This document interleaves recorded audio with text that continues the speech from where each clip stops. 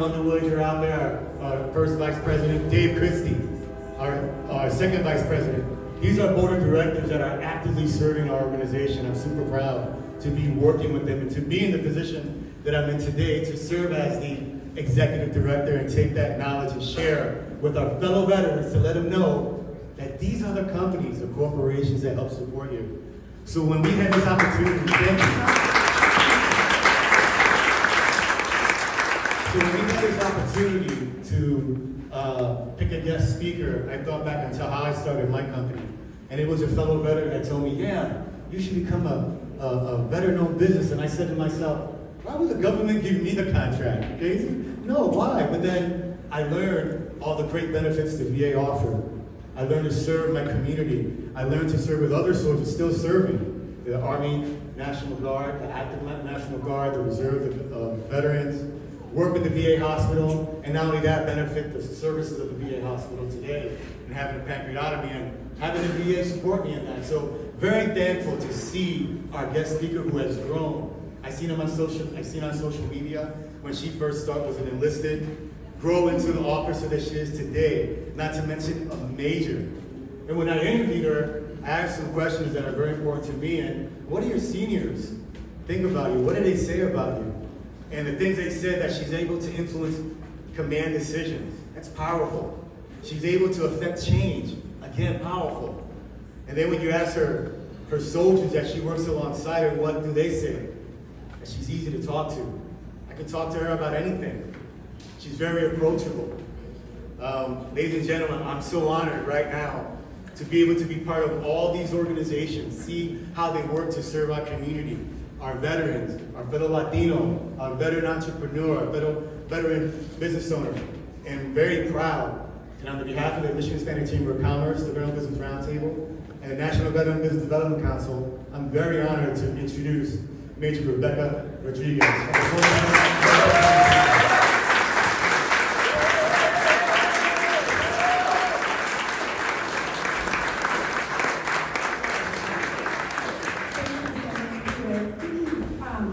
Yeah, he's not wrong. I've known Peter for a really long time, back when he started his promotions with Detroit Salsa, and I was like 19 years old. Maybe I was 21. But, and I was out in the clubs tearing it up with my bachata skills. So yeah, lots of fun. And yes, we've both grown tremendously since then. But he did steal much of my thunder, but without being too redundant here, I do want to also extend my gratitude towards the Michigan Hispanic Chamber of Commerce. Mr. Moreno, thank you, sir, so much for hosting such a wonderful event. And then,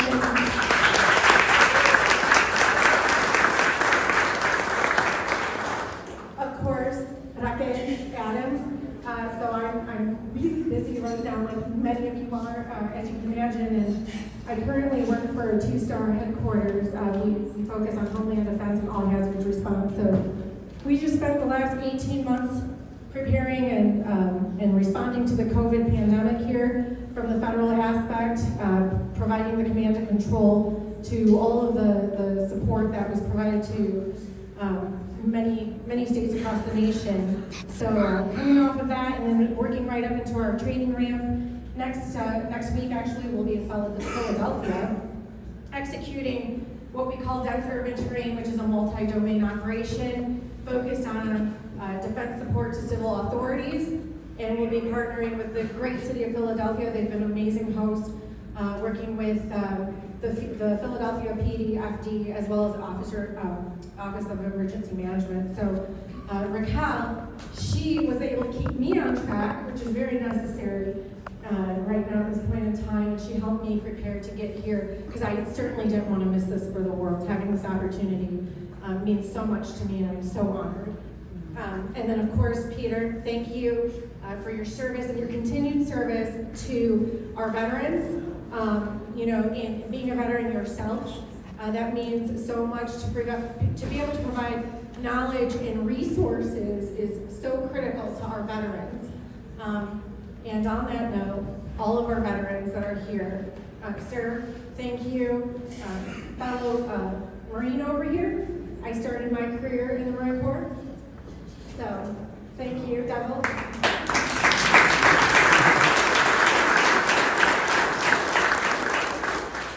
And at this time, if you are a veteran or currently serving, I'd like to ask you to stand up, or if you're already standing, at least take a step forward so we can take a moment to acknowledge you and honor you.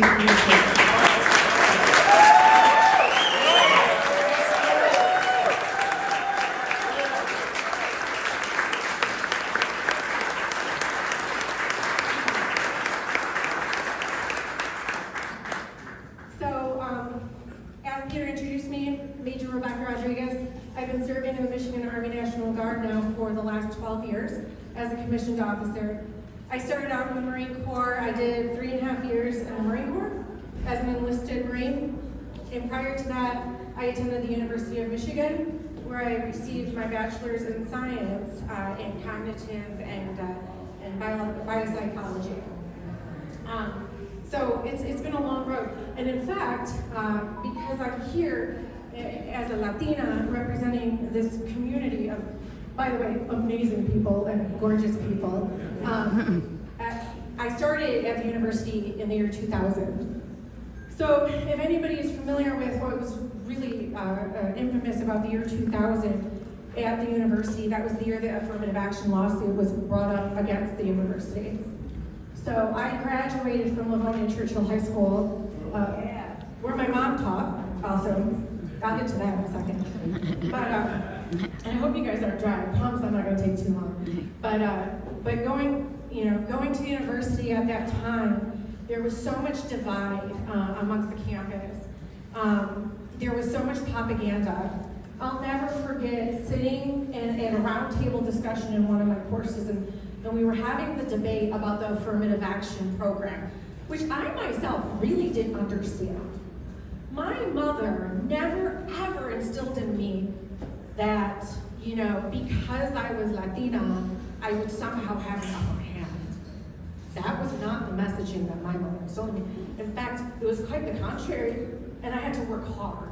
And that was what she instilled in me, the discipline, right? The hard work, the work ethic.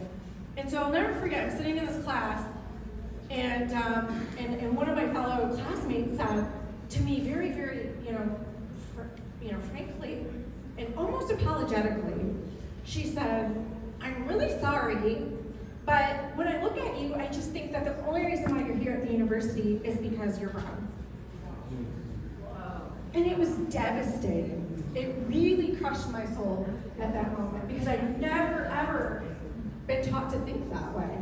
I worked hard to get there. My mother instilled a significant amount of discipline in me. And in fact, discipline was really the key to not only my success and to my mother's success, but to everybody standing here, right? Business owners, entrepreneurs, fellow veterans. I mean, that takes a lot of hard work and a lot of discipline. So, I continued on through my studies, finished my degree, and I chose to serve in the military. And I did my first contract as an enlisted Marine, and got out, tried to transition to the civilian sector. It was rough times, 2008, so I'm sure most people are familiar with that time frame, right? And then I ended up finding myself back into the military through some mentorship and some folks that were leading me. And one of the biggest questions that's asked to me is, why the military? Why did you choose the military? And you're a woman. And to that, I'm like, yeah, I know, thank you for noticing. Yes, but really, the military in this path was really chosen for me. It was laid out before me, it chose me. I'm exactly where I'm supposed to be. In fact, I spoke with fellow Devil Dog just a moment ago, and we talked in a fellow Air Force.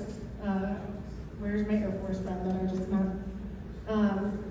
A fellow Air Force fellow, and he asked me which post I prefer, And before he even finished, I already said, I know where you're going with this. And we all know, if you're in the military, we all would prefer to be at an Air Force post. So I said, yeah, I know, I totally chose the wrong branch. And he actually said to me, no, you didn't, you're exactly where you're supposed to be. It was a testament right now, today, about 10 minutes ago, that I'm exactly where I'm supposed to be. And I believe that. And I'm grateful for that. Honestly, as a Latina that was born and raised in Michigan, there's nothing else that I would rather do than to give back to this nation that's given so much to me, so many opportunities to me.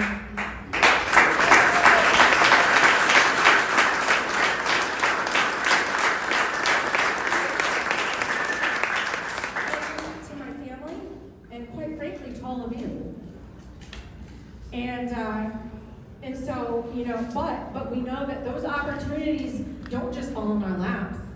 They don't just present themselves. We have to work really hard for that. And that takes a lot of discipline. So that discipline, that's it, right? And I'm convinced that because you're here, you're taking the time out of your busy lives, running your businesses, being with your families, you all have it. You possess that discipline, and the discipline is the key ingredient between our goals and our accomplishments. And we can go on forever about that concept, right? There's tons of things. You Google it, there's lots of awesome, cool quotes, and you can find all of that and dig deep into that motivational piece. But it's really true. And thinking about that concept, and when I think about my childhood and reflecting on what I was going to say this evening, you know, I just kept thinking about my childhood and my mother. My mom's right there. Hi, Mama. Can you stand up?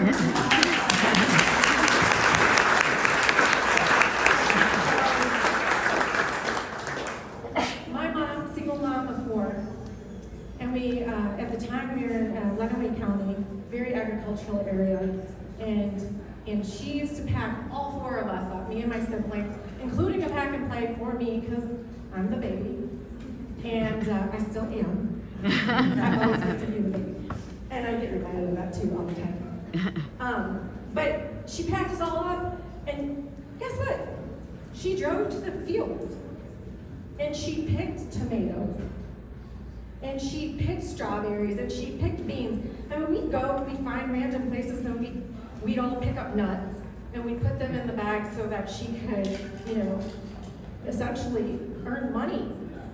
And she continued to progress from there because she wanted more for us. She wanted more for my brothers and my sisters.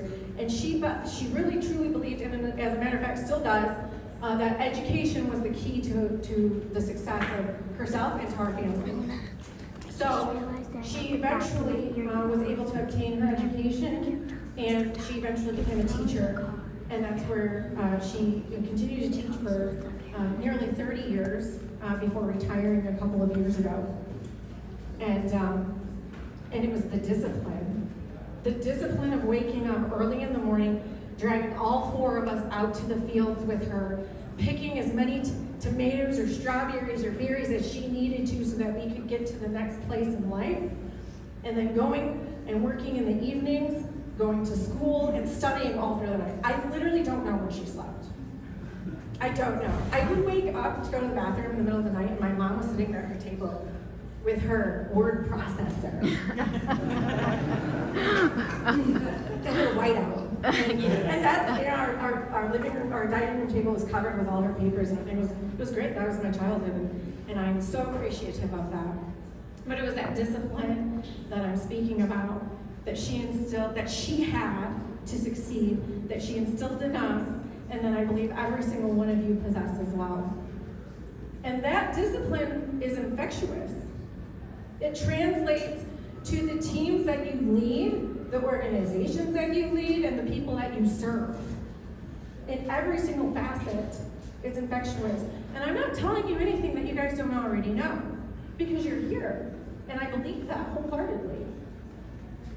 But what I want to tie that to next is when you're thinking about your companies and you're thinking about growing as professionals and you're thinking about growing personally, professionally, and expanding your businesses, improving your diversity, equity, inclusion plans, don't forget to consider veterans. Expand that plan out to include veterans, because one thing that most veterans share is that discipline. It embodies our spirit. It's instilled in us from the moment we began training. In every single facet, and we all know that that's the key to success. I think we've established that. And that you look at your veterans, and understanding and knowing that they possess that discipline. They embody that spirit of discipline. Additionally, veterans, they tend to be far more loyal. They also tend to have higher retention rates as well. And when you look across your organizations and you're considering veterans, you know, a lot of folks are looking for those technical skills. I want mechanics. I want IT personnel. I want logisticians, truck drivers, you name it, right? Looking at those technical skill sets. But veterans have so much more than that. They start training in leadership skills from the moment that they enter basic training, basic combat training, or boot camp, as many of you know it as. They begin learning those leadership skill sets, and they begin training as leaders. And by the time they've gotten through their first contract, many of them have led teams. Many have led teams into combat, or through extraneous training exercises they planned. They're great project managers. So I just want to highlight a few of those key characteristics for you to take into consideration. And there are resources available to tie you in as you think about expanding your businesses and your organizations. There are resources available to you to get tied into hiring veterans. On that note, ladies and gentlemen, I just want to again say I am so honored to be standing here before you at this wonderful event and having the opportunity to meet with you. I will be around for further discussion. And honestly, from the bottom of my heart, thank you so much for trusting me to lead America's sons and daughters.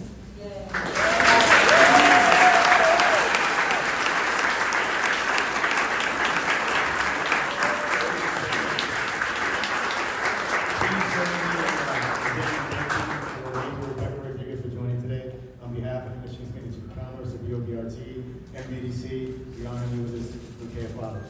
Thank you so much.